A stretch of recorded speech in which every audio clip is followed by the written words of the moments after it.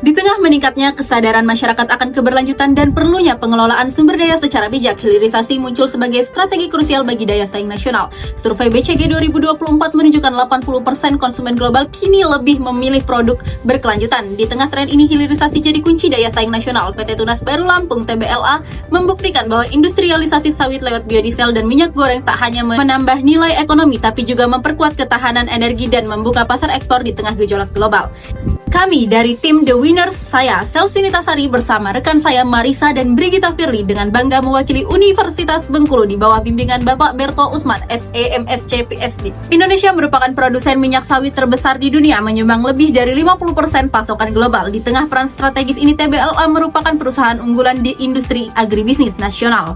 Bagian dari Sungai Budi Group yang menjalankan bisnis terintegrasi dari hulu ke hilir. Dan sebagai pemain terintegrasi di sektor agribisnis, pangan, dan energi terbarukan dengan pengelolaan lebih dari 82.000 lahan sawit dan tebu, didukung kinerja ekspor dan dominasi pasar domestik 70%. TBLA tetap tangguh di tengah gejolak global dan mampu menjaga profitabilitas berdasarkan potensi pertumbuhan dan valuasi. Kami merekomendasikan buy dengan target harga 1.050, potensi upside 29,6% dari harga 810 per 14 Juli 2025. TBLA beroperasi di Lampung, Sumsel, Tangerang, hingga Jawa Timur dengan dukungan anak usaha di Singapura untuk ekspor, menjadikannya salah satu produsen terintegrasi terbesar. TBLA fokus pada 3 sektor utama: FMCG, minyak goreng dan sabun, pangan, gula rafinasi, dan energi terbarukan biodiesel. Menyasar rumah tangga hingga industri besar, keterlibatannya dalam program B35 memperkuat peran strategis dalam ketahanan energi nasional. Didukung 12 entitas anak dan fokus pasar domestik, TBLA lebih tahan terhadap tekanan global seperti EUDR dan ESG. Struktur saham TBLA: PT Sungai Budi 26,56%, PT Budi Delta Swakarya 32,77%, dan publik 40,59% terdaftar di BEI sejak tahun 2000. Meski 45% kebun tua, produktivitas tetap tinggi 14,3 ton hektar berkat replanting dan irigasi modern. Biodiesel diproduksi efisien 8.200 per liter, margin 34% dari limbah sawit, stabilitas BI rate 5,5%, dan kuatnya permintaan lokal didukung subsidi dan pertumbuhan kris. Tantangan seperti EUDR, ESG, logistik, El Nino, dan isu impor gula tetap ada, namun efisiensi dan fokus lokal menjaga kepercayaan pasar dan keberlanjutan bisnis. Secara nasional, TBLA bersaing ketat dengan pemain besar industri sawit, namun dibanding Smart yang rentan EUDR, AALI yang belum fokus ke bioenergi, dan Simpe yang kurang hijau, TBLA tampil lebih adaptif dengan efisiensi tinggi dan kesiapan menuju transisi energi. PT Simpe unggul dalam skala produksi, brand kuat, Bimoli Palmia, dan distribusi nasional berkat dukungan Indofood, namun ketergantungan pada ekspor membuatnya lebih rentan terhadap regulasi global seperti EUDR. Sebaliknya, TBLA fokus pada pasar domestik, diversifikasi produk termasuk biodiesel, dan efisiensi hulu hilir. Meskipun skala lebih kecil, TBLA lebih adaptif terhadap transisi energi dan isu keberlanjutan. SWOT TBLA menunjukkan kekuatan pada produksi sabun lebih dari 67.000 ton per tahun dan biodiesel bermargin tinggi. Kelemahannya terletak pada lokasi kurang efisien dan biaya logistik yang tinggi. Peluang datang dari program B35, sementara ancaman berasal dari EUDR, isu ESG, dan ketergantungan impor. Selama 5 tahun terakhir, pendapatan TBLA tumbuh konsisten dari 10,86 triliun rupiah pada tahun 2020 menjadi 17,41 triliun rupiah di 2024, dengan CAGR sebesar 12,5%. Laba bersih yang sempat tertekan pada 2023 berhasil pulih, naik menjadi 701 miliar pada 2024, dan tumbuh sebesar 28% di kuartal 1 2025, menjadi 181 miliar rupiah. Pemulihan ini didorong oleh penguatan segmen hilir seperti minyak goreng dan margarin yang memiliki margin yang lebih tinggi. Di fiskal year 2024, TBLA membukukan ROE sebesar 8,3% dan ROA 2,5% serta ROCE 11,6%. Meskipun lebih rendah dibandingkan AALI dengan ROE sebesar 12,3% dan SMART 9,6%, angka ini mencerminkan upaya manajemen dalam menjaga return atas modal di tengah tekanan biaya. Strategi hilirisasi dan integrasi vertikal menjadi fondasi penting untuk menjaga daya tahan profitabilitas ke depan.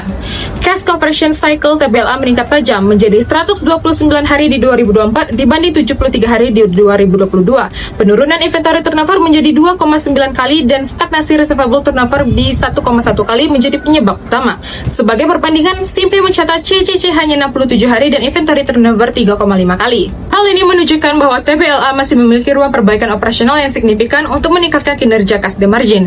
Arus kas operasi negatif sebesar 862 miliar rupiah pada 2023 dan masih negatif di kuartal 1 2025. Tingginya belanja modal sebesar 381 miliar rupiah di kuartal 1 2024 2025 membebani free cash flow. Interest coverage ratio yang hanya 1,7 kali menandakan tingginya tekanan terhadap kas serta ketergantungan pada pembiayaan eksternal yang meningkatkan risiko terhadap kenaikan suku bunga global. Total utang TBLA mencapai 15,8 triliun rupiah dengan debt to equity ratio 1,83 kali dan current ratio 1,25 kali. Struktur ini tergolong agresif, meningkatkan risiko likuiditas dan refinancing. Sebagai perbandingan, AALI dan Smart mencatat D per E yang jauh lebih konservatif di bawah 1 kali. Restrukturisasi pendanaan menjadi penting untuk memperkuat fleksibilitas keuangan dan menurunkan cost of debt.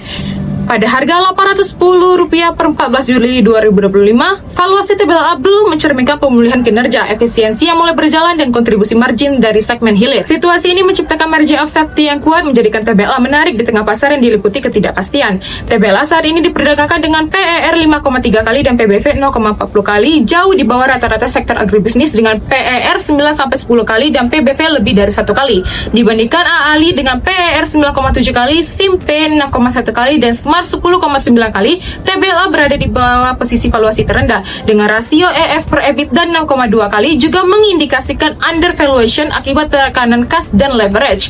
Perbaikan struktur keuangan dapat memicu re-rating 6-12 bulan ke depan. Dengan asumsi konservatif, WACC 11%, terminal growth 3%, dan FCF stabil di Rp800 miliar, valuasi DCF menghasilkan nilai intrinsik antara Rp1.030-Rp1.100 per saham. Bahkan jika WACC naik ke 12%, valuasi tetap lebih dari Rp1.000, menunjukkan potensi upside yang solid dan buffer terhadap risiko makro. PER TBLA 5,3 kali dan PBV 0,40 kali masih jauh di bawah ALI, SIMPE, dan Smart. Dengan prospek laba yang membaik dan potensi perbaikan struktural, terdapat peluang konvergensi valuasi terhadap rata-rata industri, menciptakan potensi re-rating dan capital gain yang menarik.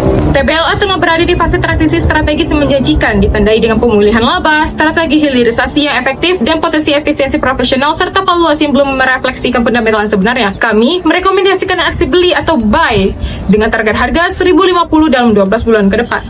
TBLA memiliki banyak keunggulan, namun ada beberapa risiko yang perlu diperhatikan oleh investor. Pertama, risiko leverage. Utang TBLA cukup tinggi yang meningkatkan beban bunga dan tekanan keuangan. Kedua, likuiditas yang relatif rendah karena cash conversion cycle-nya panjang. Ketiga, sensitivitas terhadap harga komoditas seperti CPO dan gula yang sangat fluktuatif. Dan yang terakhir adalah potensi tekanan dari regulasi dan tuntutan ESG, yang jika tidak dikelola dengan baik bisa mempengaruhi kelangsungan bisnis.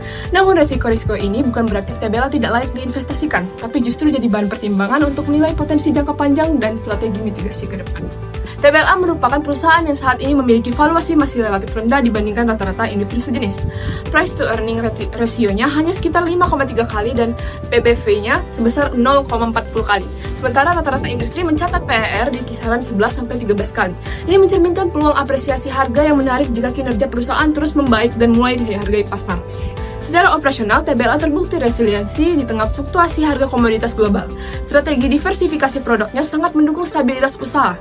Produksi hilir seperti minyak goreng bermerek Rose Brand dan gula rafinasi kini berkontribusi lebih dari seperempat total pendapatan perusahaan. Diversifikasi ini menjadi penyangga volatilitas harga CPO sehingga margin tetap terjaga. Selain itu, TBLA memiliki lebih dari 82.000 hektar perkebunan yang tersebar di Lampung, Jambi, dan Jawa Timur.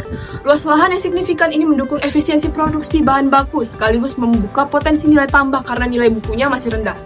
Fokus distribusi ke pasar domestik juga memperkuat permintaan yang stabil dengan kontribusi lebih dari 75% total penjualan. Dari sisi tata kelola, TBLA memiliki struktur organisasi yang lengkap dan transparan, terdiri dari Dewan Komisaris, Direksi, serta sejumlah komite pengawasan seperti Komite Audit, Komite Nominasi dan Remunerasi, dan Komite Manajemen Risiko. Hal ini mencerminkan komitmen perusahaan terhadap praktik tata kelola yang profesional dan terstruktur. Strategi hilirisasi yang dijalankan TBLA mendukung industrialisasi nasional karena mampu mengolah kelapa sawit menjadi berbagai produk hilir bernilai tambah tinggi, termasuk biodiesel yang mendukung kebijakan energi terbarukan. Program ESG, perusahaan mencakup pengurangan emisi karbon, penguatan perekonomian lokal di Lampung dan Jambi, serta efisiensi proses hulu ke hilir. Semua ini menunjukkan TBLA memiliki daya tahan yang kuat dan prospek pertumbuhan yang solid di masa depan. Karya ini membahas strategi hilirisasi TBLA yang memperkuat ketahanan ekonomi melalui produk bernilai tambah. Strategi ini sejalan dengan SDG 12 dan Program Energi Nasional serta mencerminkan komitmen terhadap ESG melalui efisiensi, keberlanjutan, dan kontribusi sosial.